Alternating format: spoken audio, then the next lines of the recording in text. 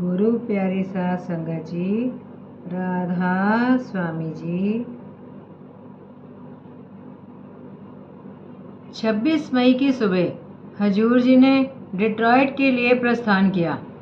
जिस समय एयरपोर्ट जाने के लिए हजूर जी अपने कमरे से बाहर आए तो हजूर जी के दर्शन के लिए आए हुए सत्संगियों ने एक अद्भुत दृश्य देखा। हजूर जी के कमरे से लिफ्ट तक जाने वाले कॉरिडोर के दोनों ओर होटल के नौकरों, मिस्त्रियों और नौकरानियों की कतार लगी थी।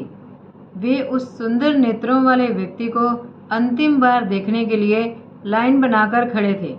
हजूर जी जब बाहर आए तो उन्होंने कतार में खड़े प्रत्येक व्यक्ति के अभिवादन को स्वीकार किया तथा अपनी कृपा, करुणा और प्रेम भरी दृष्टि से उन्हें निहाल किया। डिट्रॉइट में हजूर जी ने 4 सत्संग किए।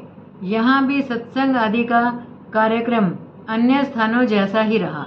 सत्संगों में लगभग 400 व्यक्ति उपस्थित हो जाते थे। हजूर जी ने 2 दिन में 23 अभिलाषियों को नामदान दिया।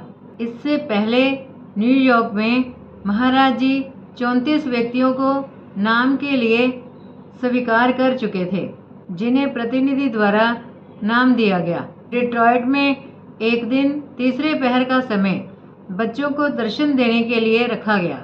इसमें माता की गोद में कुछ महीने के शिशुओं से लेकर 10 वर्ष के बालक तक मौजूद थे। महाराज जी को देखकर बच्चों के चेहरे खिल उठे। कुछ 4-5 वर्ष के बच्चे अपने स्थान पर बैठे न रह सके और उठकर हजूर जी के पास चले आए।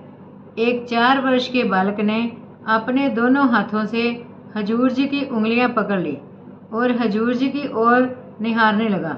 हजूर जी ने प्यार से उसे थपथपाया और पूछा, तुम्हारे कोई दोस्त हैं? नहीं, बालक ने धीमे स्वर से उत्तर दिया, सिर्फ एक है। और वह कौन है? हजूर जी ने पूछा। वह नन्हा बालक अभी भी हजूर जी के हाथ पकड़े हुए था। उसके निश्चल नेत्र उनके मुख पर टिके थे। हजूर जी के प्रश्न के उत्तर में उसने अपना दाहिना हाथ उठाया और अपनी तर्जनी से हजूर जी के मुख की ओर संकेत करते हुए बोला, तुम। इस छोटे से वार्तालाप को सुनकर सबके नेत्र भर आए। वास्तव में इस असार संसार में केवल सतगुरु ही हमारा सच्चा मित्र है, एकमात्र साथी है। अमेरिका में हजूर जी द्वारा किए गए सत्संगों तथा प्रश्न उत्तरों का संग्रह इस पुस्तक के रूप में प्रकाशित किया जा रहा है। इसलिए इस विवरण में हजूर जी से पूछे गए प्रश्नों तथा उनके उत्तरों का उल्लेख नहीं किया गया है। प्रश्न उत्तर के कार्यक्रम से संबंधित केवल एक छोटा सा वृत्तांत यहाँ दिया जाता है। अमेरिका के पूर्वी देशों के एक शहर में महाराज जी प्रश्नों के उत्तर दे रहे थे। हाल में 400-500 सत्संगी और जिज्ञासु उपस्थित थे। एक नवयुवक जिज्ञासु ने पूछा, महाराज जी, मेरे विचार में विवाह की कोई आवश्यकता नहीं है। विवाह तो केवल एक परंपरा है। विवाह का प्रमाण पत्र, सर्टिफिकेट, कागज का एक टुकड़ा ही तो है। अगर स्त्री और पुरुष में सचमुच प्रेम है तो विवाह करें या ऐसे ही साथ रहें, क्या फर्क पड़ता है?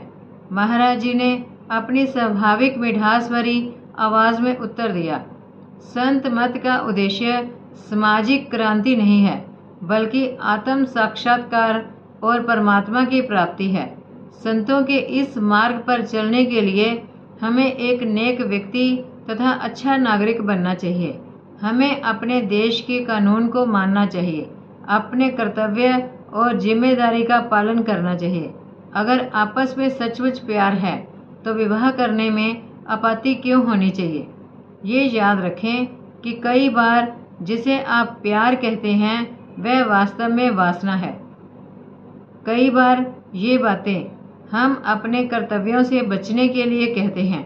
इन बातों की ओट में अपनी जिम्मेदारियों से भागने की कोशिश करते हैं। आज के इस नए ज़माने में हम नहीं जानते कि प्रेम और वासना में क्या अंतर है। इसलिए आज वैवाहिक जीवन में इतनी समस्याएं हैं, इतने झगड़े और तलाक हैं। अगर आज का समाज मनमर्जी के जीवन के लिए इजाज़त देता है तो इसका ये अर्थ नहीं कि ऐसा जीवन उचित है। संत मत अपनी जिम्मेदारियों को समझने और उन्हें निभाते हुए रूहानी अभ्यास करने का मार्ग है, कर्तव्यों से बचने या भागने का नहीं। गृहस्थ जीवन में हम अपने कर्मों का हिसाब अधिक आसानी से चुका सकते हैं। संतों ने इसलिए हमेशा नेक और नियमपूर्ण जीवन पर जोर दिया है। उसी हॉल में दूसरे हिस्से में उस नवयुवक की प्रेमिका भी बैठी थी। उसने बाद में बताया कि जब सतगुरु इस प्रश्न का उत्तर दे रहे थे तो उसे ऐसा लग रहा था कि उनकी दृष्टि लगातार उसी पर टिकी है। इसके 2-3 दिन बाद वे दोनों हजूर जी के स्थानीय प्रतिनिधि के पास आए और बोले कि हमने नामदान के लिए निवेदन करने का निश्चय कर लिया है। हम अब अलग अलग रह रहे हैं। हमारे विधिवत विवाह की तारीख तय हो चुकी है। अब अपने प्यारे सतगुरु से हमारी यही प्रार्थना है कि हमें नाम बख्शें और एक अच्छे सत्संगी की तरह नेक जीवन बिताने की ताकत दें। वे अपनी बात कह रहे थे और उनकी आंखों से आंसू टपक रहे थे। कुछ दिनों बाद उनका विवाह हो गया और उसके बाद उन्हें नामदान भी मिल गया।